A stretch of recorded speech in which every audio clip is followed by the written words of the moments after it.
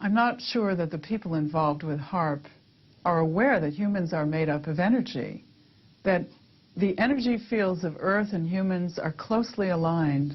I don't even understand what you mean by energy. Humans are made up of energy. What does that mean?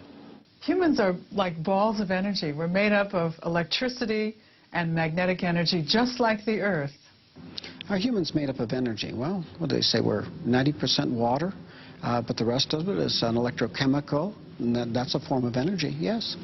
All living things are exquisitely sensitive to some of the lowest levels of energy. We just couldn't imagine this. And it's been the subject of hot debate. How can life be so sensitive to the tiniest amounts of energy? But because this is how we are bioregulated, by virtue of tiny energy transactions within our body and also coming from the Earth, this is indeed the case. There are many different electromagnetic projects and technologies out there that are affecting our health today. This document from Maxwell Air Force Base lays out the use of electromagnetic weapons technologies for debilitating human beings. Using electromagnetic warfare against human beings, you can cause disease, you can cause hysteria, or you can cause passivity for population control. Extremely low frequencies affect us because they are the same frequencies that our brains output. And when they're in the environment around us, our brains try to entrain to them. So our brains try to mimic those signals. And if those signals are not good ones for our behavior, then we can fall apart. We can behave differently. We could get sick. We could feel very stressed and not know why. Once in a while, when you have a power outage, most people can identify the fact that they have a release of tension. The minute the electricity goes out, they feel an inner relaxation, a tension release, and when the power goes back on, the tension returns. So this is something that most of us can feel.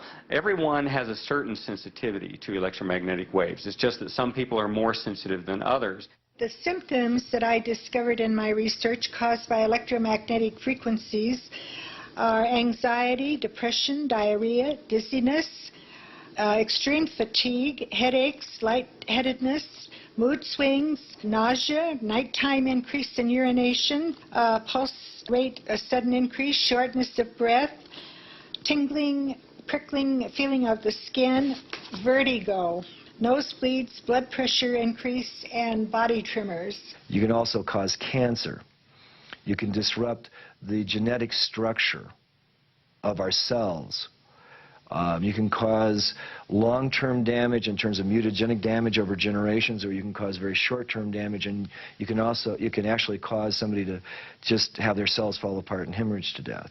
I found from people who were writing me and calling me from all over the country that they were suffering from either one or all of these same symptoms, and every single one of them lived close by to a transmitter. You know this from HARP to GWIN to these towers that are all over the United States now. GWIN stands for Ground Wave Emergency Network. In nuclear attack, the ionosphere would be essentially destroyed by air bursts of nuclear weapons, and there wouldn't be any reflection, and all communication links would go out.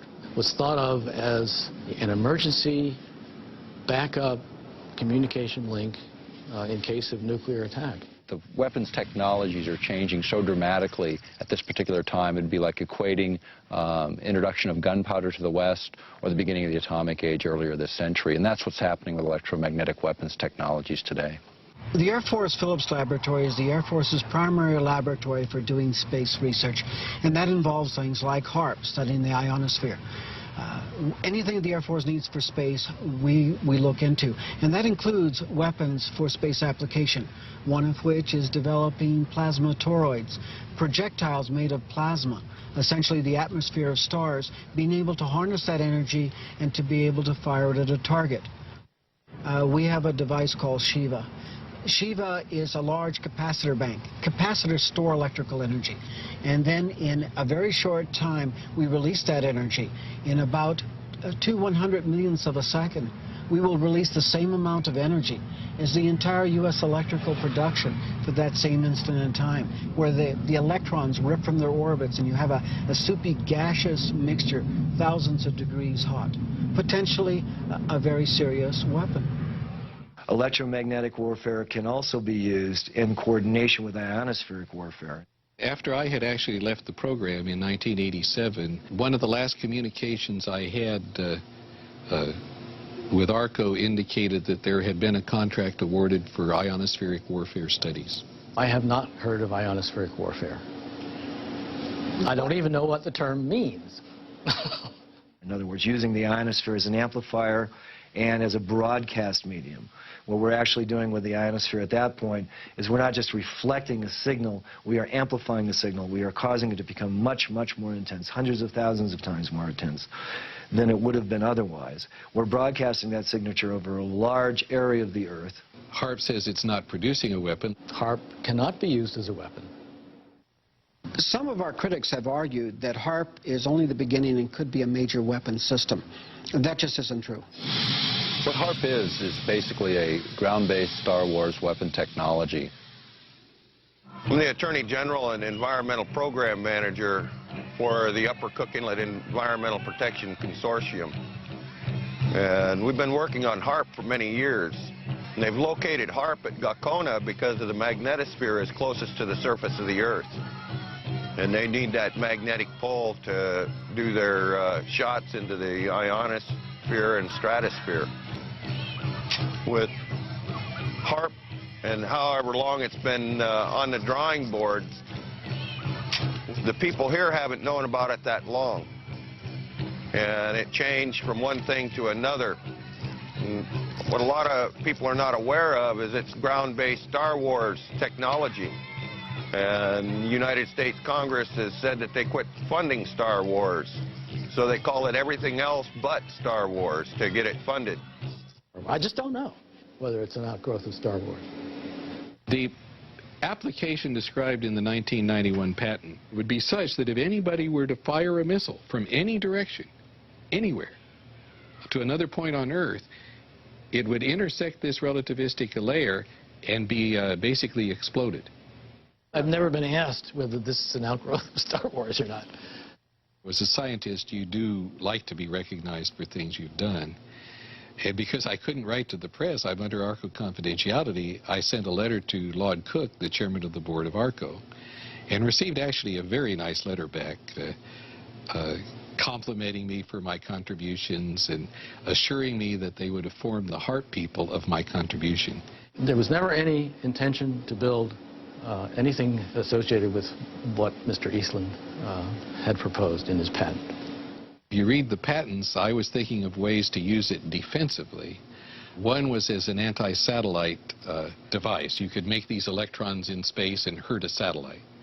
That could be used either for offense or defense. We could hurt the enemy's communications while maintaining ours, and I was interested to note that that was one of the things said in the HARP basic technical document. Star Wars was the state-of-the-art military technology of the 80s, but in the 90s and in the new millennium, it's going to be electromagnetic warfare. What we do know about electromagnetic systems and electromagnetic warfare is becoming even more interesting. As late as April 28, 1997, U.S. Secretary of Defense Cohen announced at University of Georgia that, in fact, geophysical warfare was becoming a more intense problem. In fact, they even speculated that terrorist organizations would have systems that could modify weather, create volcanic eruptions, or even cause earthquakes using electromagnetic waves. You know, earthquakes is another thing. We have had a lot of them, a lot of volcanoes more in the last few years. Whether or not that is just a cycle of happenings, because we've had a history of earthquakes and volcanoes throughout recorded history, but it just seems to me like that it's coming more often, and that there has to be some connection with some of the things that we as humans are doing to our Earth. The issue of earthquakes has been, looked at by other specialists, even going back to the work of J.F. Gordon MacDonald when he was at UCLA in the late 60s. He was also a science advisor to Lyndon Johnson. He's a specialist in geophysical warfare. He asserted then if you could ever get enough energy in at just the right frequency and just the right waveform, you could in fact trigger these kinds of events. And I think that's exactly what the Secretary of Defense, Cohen, was saying just a few days ago, was it's this idea that now terrorists may possess this kind of technology. It's obvious. I mean, if we're concerned that terrorists have it, we certainly do. Back in 1912, Nikola Tesla said it was possible to split the planet by combining the correct vibrations with the resonance of the planet itself.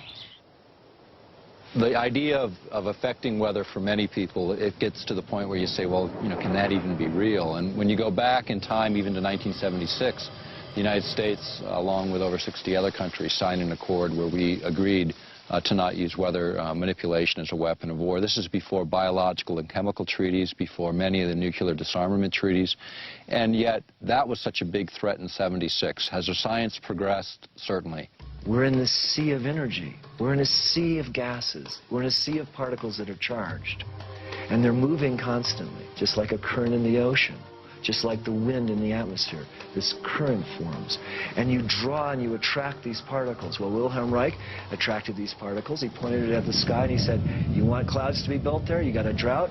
He would point the device at that place and clouds would form there.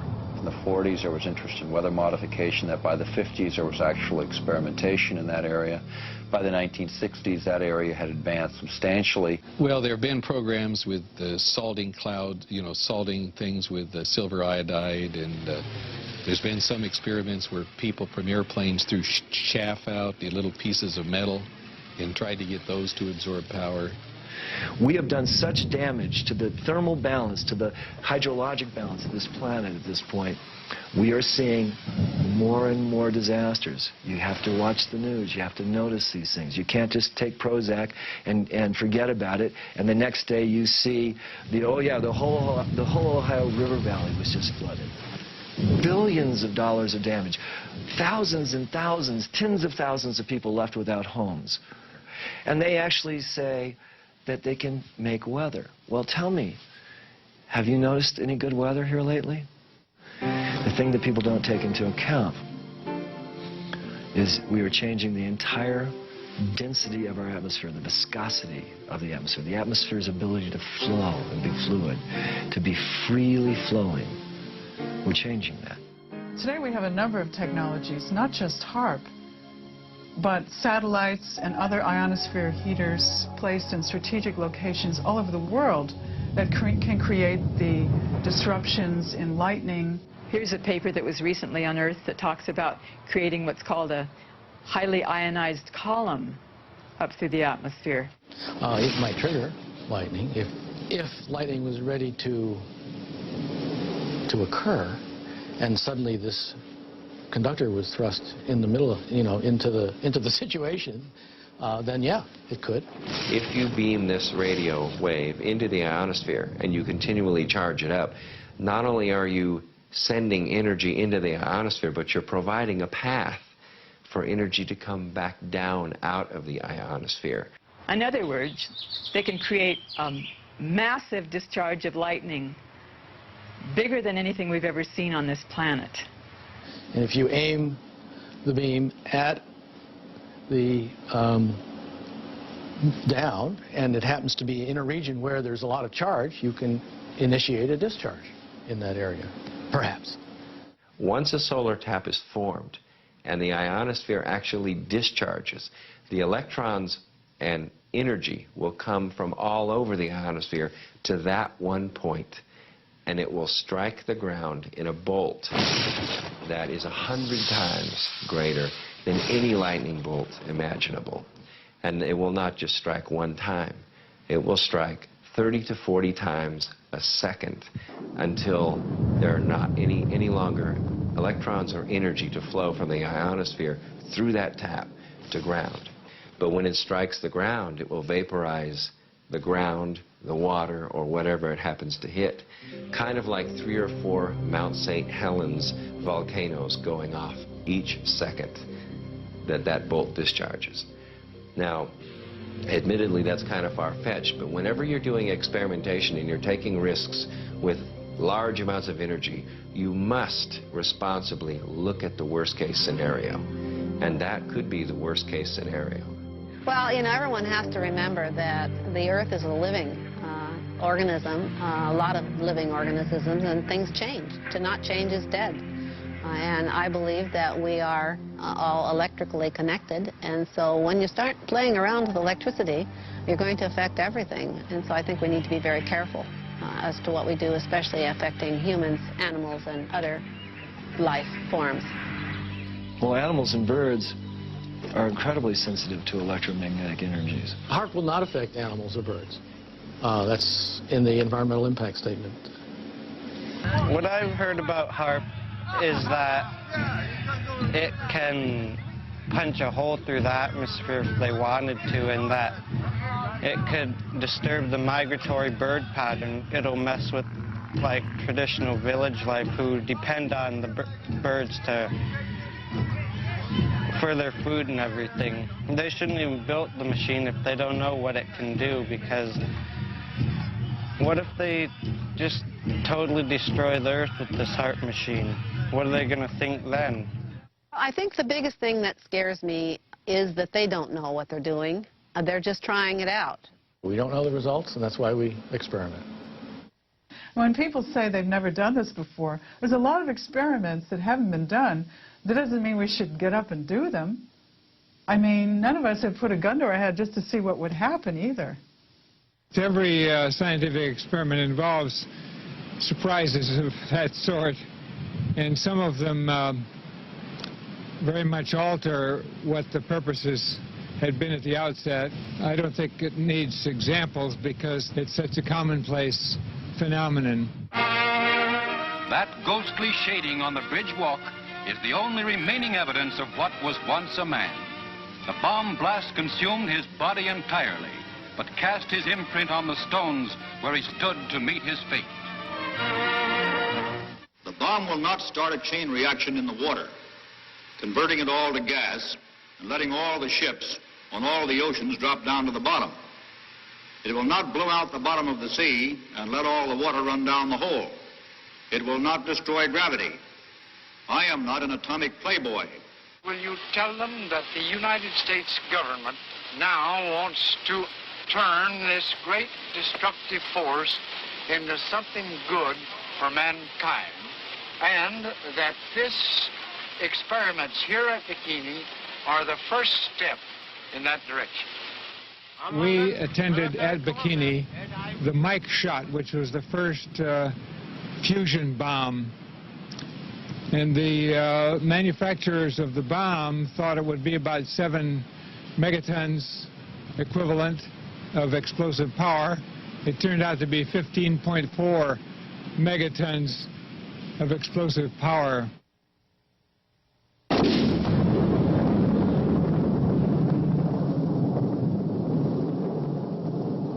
Their island was much more contaminated than had been presumed, and the radiation from that weapon contaminated the ocean. It's just like with DDT, remember? We were told that that wasn't harmful, and they drove through the streets and actually sprayed DDT from trucks on school children while they were eating lunch. Is HARP 100% safe? I don't think I would categorize any radio transmitting system as 100% safe. We have made it as safe as we can.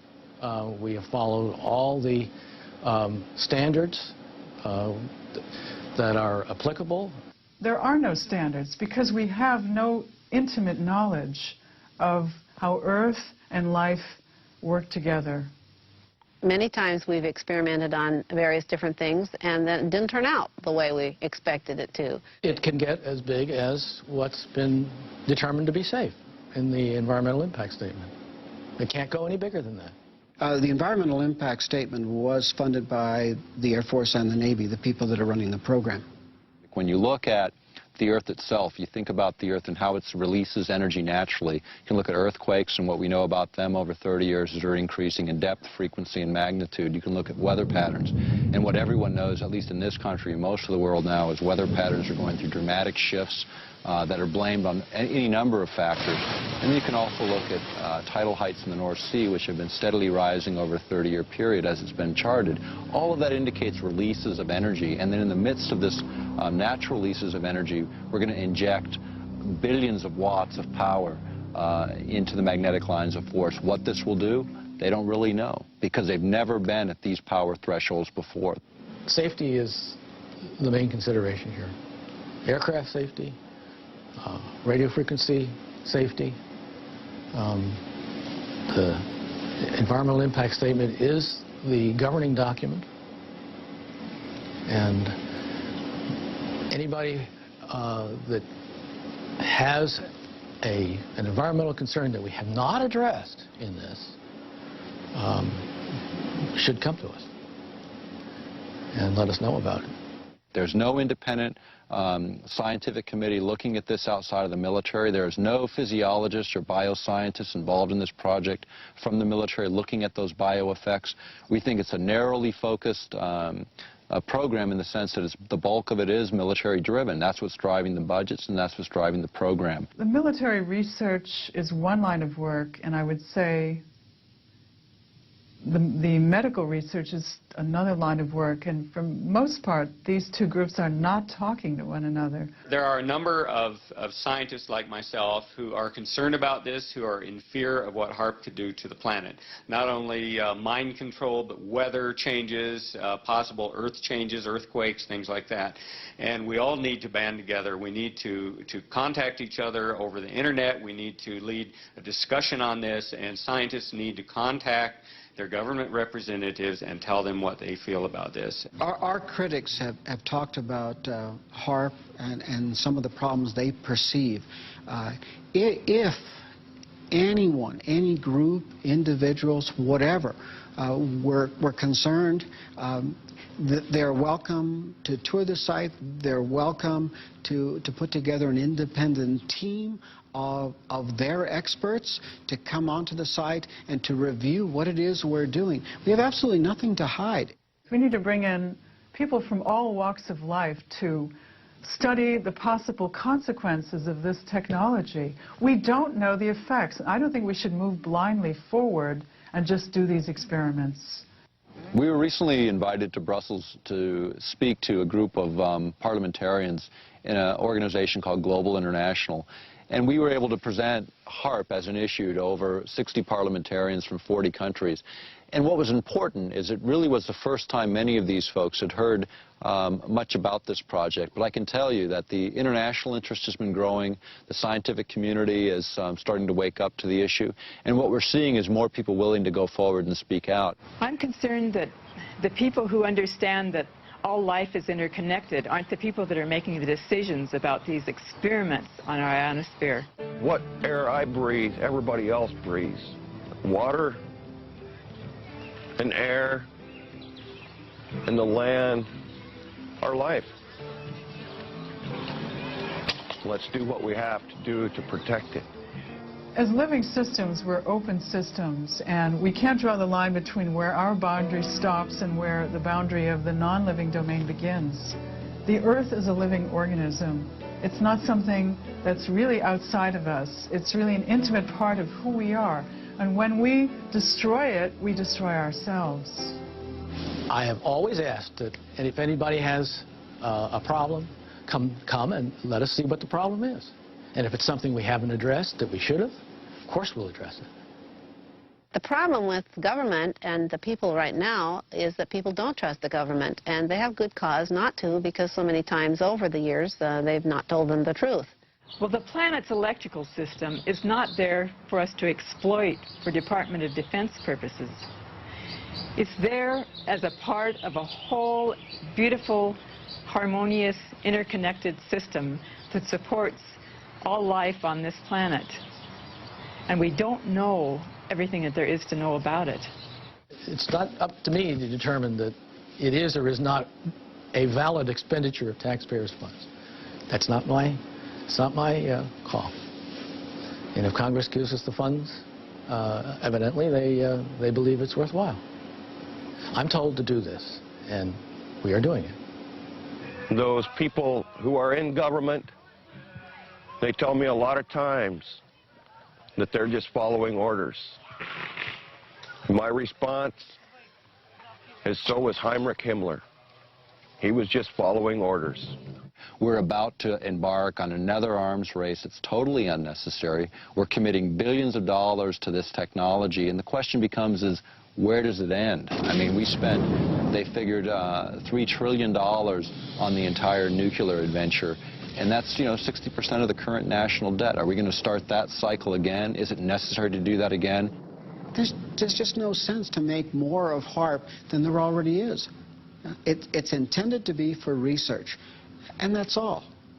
So even though HARP is small today, every major weapons program was small in its infancy. It's just we usually don't find out about them till 50 years later. In this case, we're finding out at the beginning phase, and this is a time for people to take and pay attention and look at this technology and determine, is this really a direction we want to go, and is it really necessary right now?